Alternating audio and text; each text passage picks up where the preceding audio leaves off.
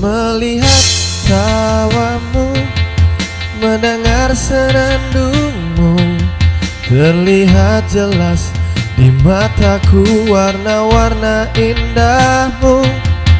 Menatap langkahmu, meratapi kisah hidupmu, terlihat jelas bahwa hatimu anugerah terindah yang pernah ku miliki.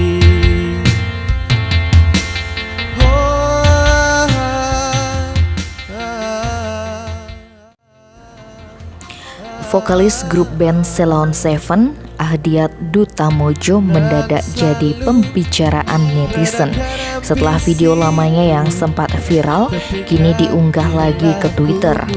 Video tersebut memperlihatkan Duta sedang menyanyikan lagu Anugerah Terindah Yang Pernah Kumiliki dalam sebuah acara pernikahan sederhana yang digelar di rumah warga. Unggahan tersebut lantas ramai dibicarakan netizen, dari yang penasaran keaslian video hingga ada yang bercerita tentang video tersebut diambil di sebuah daerah di Jawa Tengah. Tak sedikit yang memuji Duta karena suaranya terdengar merdu walaupun hanya menggunakan perangkat seadanya. Di samping itu juga karena dia mau membaur dengan masyarakat. Meski bernyanyi di kampung, pesona pria kelahiran Kentucky, Amerika tersebut tak kalah dari manggung di konser.